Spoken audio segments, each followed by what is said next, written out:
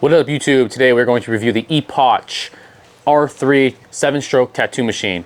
See you in a second.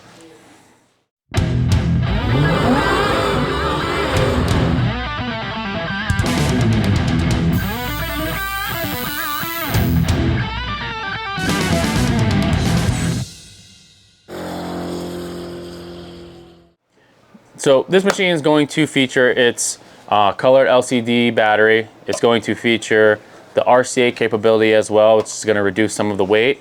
It's going to include the ergonomic click grip, which is awesome, 34 millimeter to be specific.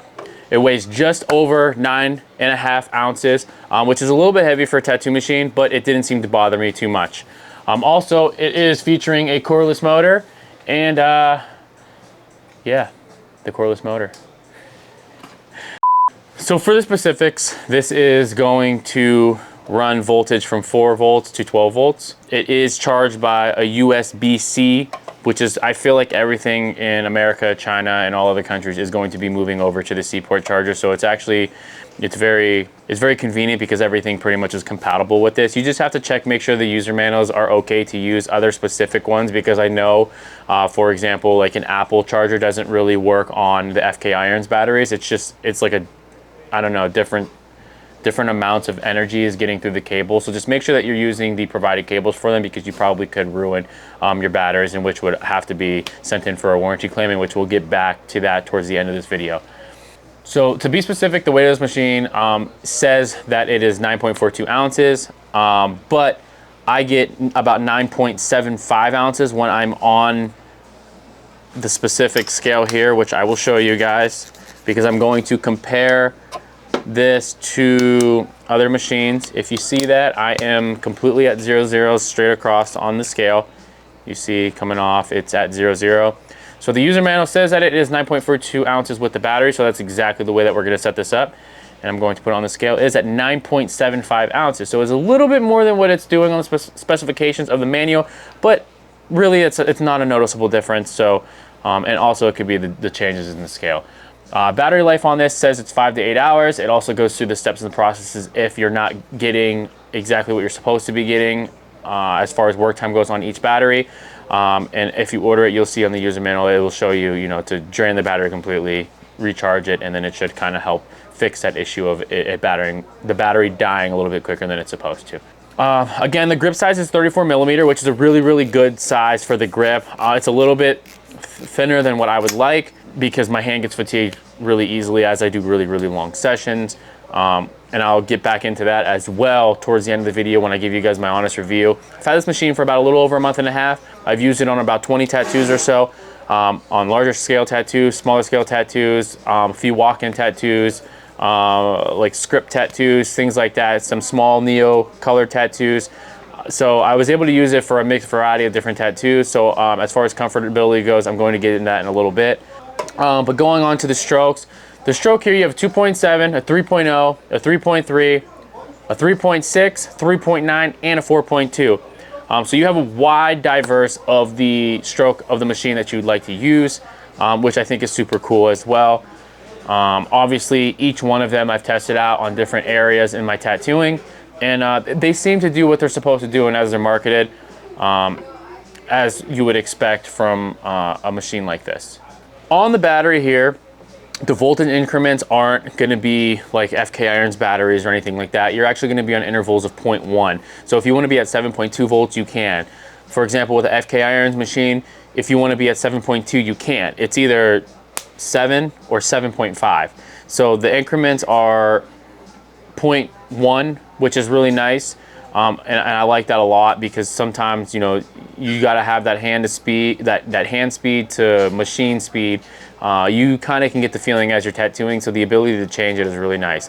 Also, you have a liner mode and a shader mode where you can hit your presets on the battery, which I also like very much. So example, if you're doing like a stipple shaded piece, if you're doing some flowers and you need to go, to 8 volts to do the lining, within one button click, you can drop the volts to a preset so you can hit your stipples without having to like click it 100 times. So that is really cool too about this machine. Also, one of the features about this machine that I like the most is actually the colorway. I really love the matte red on like the brass goldish color. It's one of my favorite colorways of anything, whether we're talking shoes, clothes, or tattoo machines, or even vehicles. I think that it's a really, really good colorway for it. They also have like a silver and gold and the black and gold. All of them look amazing. They look very stylish, and they're very eye-catching for sure. This machine's price point is, it's a little bit heavier, but the machine holds its value. Like, it's like, when I say hold its value, it's not like a Jeep Wrangler where you can buy and the resale value is the same. Honestly, I don't know what the resale on a machine like this would be, but all I know is it does what it's supposed to do. So as far as the value of the machine goes, after using it for almost 2 months, I haven't really noticed a change in the tone. The motor is still very strong. The batteries are still very good. I've autoclaved this grip a few different times, and as you can see, there is absolutely no difference in the tone of the color of the actual grip itself. And like I said, it's been autoclaved. I would have to ask the piercer how many times he's autoclaved it. I just always put my grips over there and then he seals it up for me. So, but it's been autoclaved several times. Obviously the battery not, but you haven't lost any color, things like that. In most cases, it's really not cool in my opinion, but most people just barrier film their machines. They think that that's good and they cavi wipe it. Me personally, I like to autoclave all of my grips, unless if they're disposable, obviously, in which case we just launch those in the trash can. So autoclaving something and then the finishing, holding its integrity is very important to me, which is a big, huge reason why I don't use a lot of finished machines. For example, this EXO, I just won't put this one in there just because the finish, it'll chip away. I had an Obsidian Flux and the heat from the autoclave literally tears the finish apart. So I really just use that. It's just really for show. But other than that, the quality of the machine build is really, really good. And that's why I think the price point of $799 really isn't out of the ballpark. And in comparison to like the Incan machine, the CL2, and then in comparison to the Mummy, the price point is almost double or triple them. And to be honest with you, the look of the machine shows why, but it makes it difficult to say the uses of the machine shows why, because really, honestly, I believe that the artist's hand has a lot to do with the outcome of the tattoo. But this isn't really about the Mummy. This isn't really about the Incan machine. I'm just comparing other Chinese brand tattoo machines to this one, and which is what the channel is for. Getting into the next thing, the display functions. Like I said, you have the shader mode and you have the liner mode, which you can preset them into volts, which I think is really cool. This does have a timer, so it is going to show you how long that you are tattooing, which I also think is a really cool feature because it definitely helps if you're an hourly rate tattoo artist. I also do like that it is a 360 battery, meaning that no matter what position the machine is in, if, for example, your cartridge is to the right depth that you want it, but the battery's facing backwards and it's driving you nuts, you can just either A, pop that cartridge out and turn it the other way, because there's obviously, you can do that, or twist the battery, might make it a little bit easier. So there is a jump start option on this, so you can actually turn that on too. That is, you'll pretty much hear, once you hit the start button, it'll like ramp up and then go back down and kind of like equal out. Which is super cool too. It helps when you're using like bigger cartridges and things like that, or a drier cartridge and it dries up and you need a little bit more volts to get that going. Rinse your needles when you're using it and you don't have that issue. Like I said, this is a seven cams. Pretty much what you want to do is you want to hold here, and you're going to want to twist this like this, and that's how you're going to change your cams. You do have to really hold it like that, because as you can see, just twisting the click grip will change the stroke of the machine, which was one of my breaking points on the Mummies. It was really frustrating on the Mummies, which is why I like the Pharaoh more than the Anubis, because in order to turn the cam, you have to like turn the little dial, which is right here. That's how you change your cams on this, and then you could still turn your grip and not change it. That was one of my favorite things about the Mummy Pharaoh. But this is the same. This has the same issues as the JCONLY. When you go to adjust your grip, it's going to turn the cam unless if you're holding it.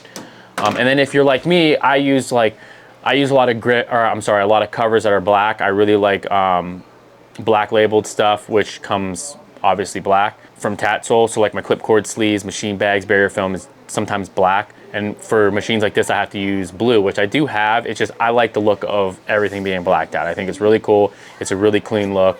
But in order to use a machine like this, you have to wrap it in blue because you have to be able to see the numbers in case if you turn the grip and it changes the stroke of the machine on you in the middle of working. Let's get into weight comparison with this machine versus higher end machines. I will also do in comparison to Chinese machines. We'll do specifically the mummies. We'll only do the battery operated Chinese machines just because I think it's fair in comparison to a battery machine versus a battery machine. So we'll go the Pharaoh, the Anubis, and the Ink and CL2. And this is completely done here. So we're gonna do the JCONLY. Again, this was weighed in at 9.74 ounces.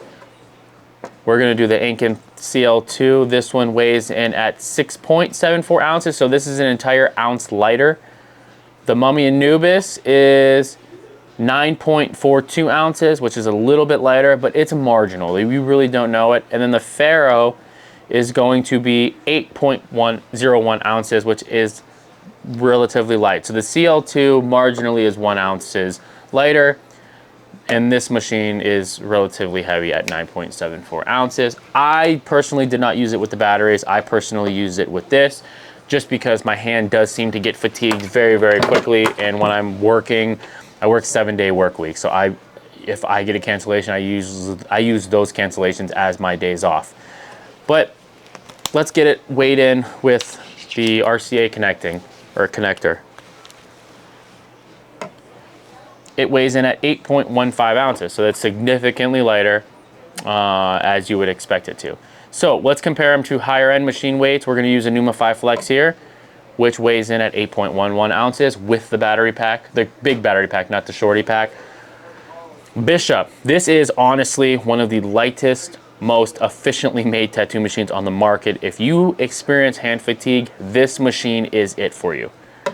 This machine weighs at 5.19 ounces, which is really nothing in comparison to the battery here. The battery weighs just 1.5 ounces less than this machine. Literally 1.5 ounces to 2 ounces less than the entire machine is what this battery makes. So we're gonna get into one of my favorite machines, the M1. Weighs at 7.37 with the plus grip, which is my favorite grip of all of them. It's super, super comfortable. And then you got the Flux Max, which is 7.27. So in comparison to all of the other machines, I mean, it's there, but it's just slightly heavier.